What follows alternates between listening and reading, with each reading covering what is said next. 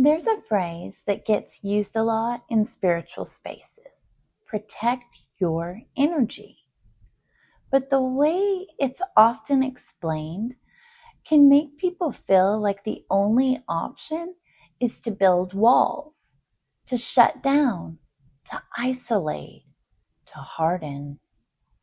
And that is not healing. Especially for those of you who are naturally empathic, intuitive, or deeply sensitive to people. Hardening is not the answer. The goal is not to become cold. The goal is to become sovereign. Energy sovereignty means your internal state is no longer easily hijacked by someone else's emotional weather. You're sovereign. You're not impacted by what other people are feeling or doing. You can be compassionate without absorbing.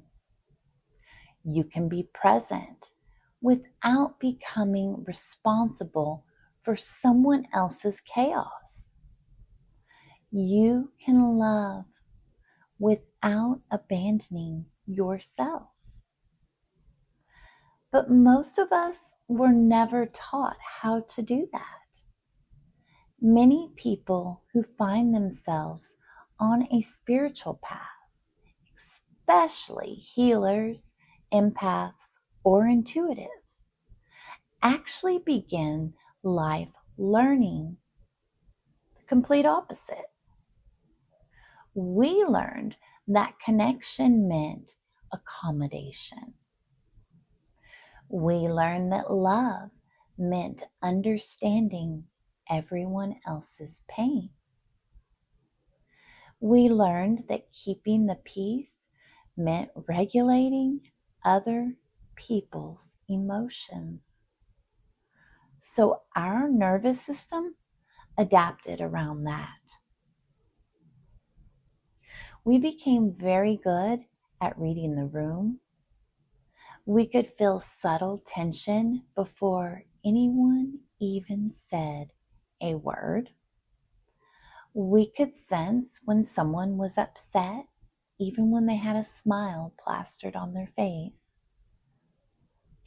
We knew when someone was withdrawn, irritated, wounded, jealous, and denying it. We knew what was really going on. And that sensitivity is not a flaw. It's perception. But when perception is not paired with boundaries, it becomes vulnerability. Because the nervous system begins to treat other people's emotional states as something we are responsible for fixing.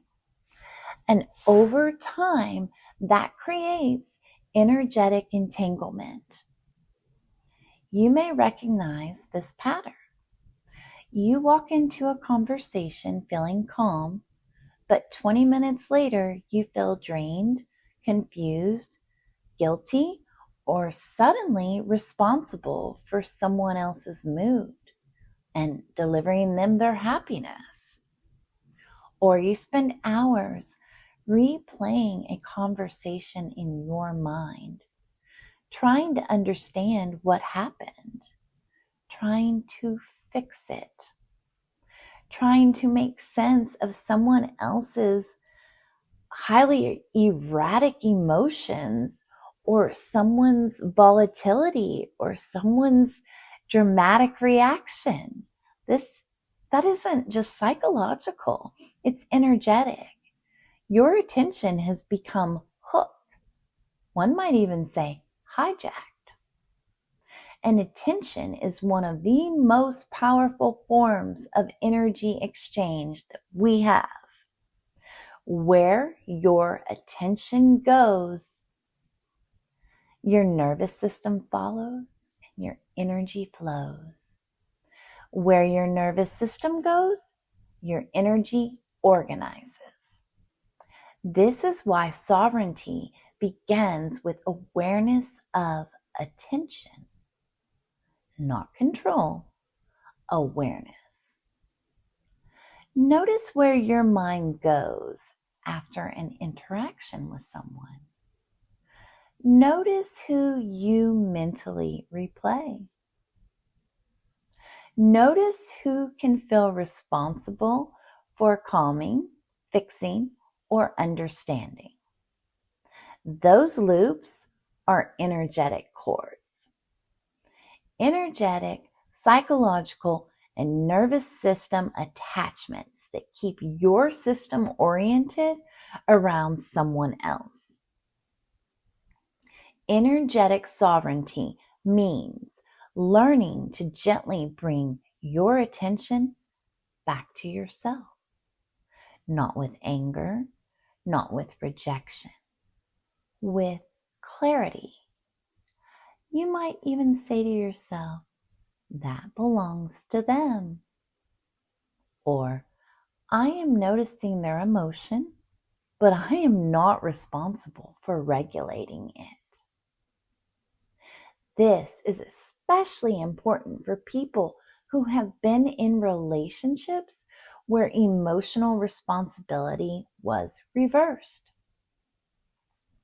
In many dysfunctional dynamics, the empath becomes the regulator. You become the stabilizer, the mediator, the emotional translator, sometimes even the mind reader. And over time, your nervous system begins to believe that other people's stability is your job. But that belief drains life force because it keeps your system constantly scanning outward. Energy sovereignty is the practice of turning that orientation inward again. It's learning to feel your own body while you are with someone. Notice your breath. Notice your chest. Notice your abdomen. Notice whether your body feels open or contracted. Your body will tell you when something is misaligned long before your mind fully understands it. You may experience it as a tightening in the neck and shoulders. Perhaps your stomach is feeling constricted. Or you may experience a sense of pressure in the chest or a subtle urge to explain yourself too much. Pay attention to these things. These are signals, not instructions to panic, but invitations to pause. When you notice those signals, you can slow down. You don't have to immediately respond. You don't have to immediately soothe the other person. You can breathe. You can listen. And you can remain anchored in yourself. That is energy sovereignty. Not pushing people away, not cutting everyone off, but staying connected to your own center while you interact. The more regulated your nervous system becomes, the more stable your energetic field becomes. And something interesting happens. People who are used to pulling energy from others often stop feeling comfortable around you. not because you're hostile, not because you're selfish, not because you suddenly have a cold heart, but because your field is no longer easily penetrated. Your boundaries become felt even when they are not spoken. You become someone who can witness emotion without absorbing it. And that is incredibly powerful because it allows real compassion to emerge. Compassion does not mean merging. Not at all. Compassion means seeing clearly while remaining grounded. It means recognizing someone else's pain without making it your identity or your responsibility to fix or change. And this is where the spiritual path becomes very practical. Energetic sovereignty is not about rituals or elaborate protection practices. It's about regulation. Grounding your body, slowing your breath, honoring your intuition, telling small truths when something feels off. Each time you choose honesty over self-abandonment, your field strengthens. Each time you notice a contraction and respect it, your nervous system learns safety. And slowly, the patterns of entanglement loosen.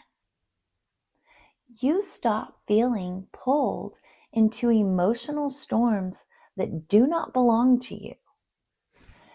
You stop needing to over-explain yourself. You stop feeling responsible for managing every reaction in the room. You become present. And presence is the most protective state there is. Because when you are truly present in your body, manipulation struggles to find traction. People who rely on confusion, guilt, or emotional pressure need you to leave yourself. They need you to disconnect from your center.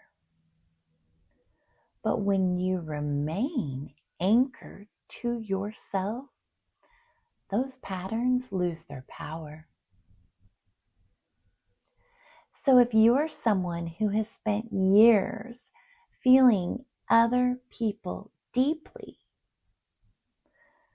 someone who has been told you are too sensitive, someone who finds themselves exhausted after interactions with certain people, you're not broken. Your perception is simply untrained. Energy sovereignty is the next stage of that sensitivity. Learning how to feel deeply without losing yourself. Learning how to care about others without absorbing. Learning how to love without self-erasure or self-annihilation. That is real spiritual maturity. And it's something we can all practice one moment at a time. If this resonates with you, stay here. I'm Kat Grace, and we are exploring spirituality in a way that honors the nervous system, psyche, and the soul. Because healing is not about escaping the body. It is about coming home to it. Thank you for being here. Hit that like and subscribe button. Until next time, namaste.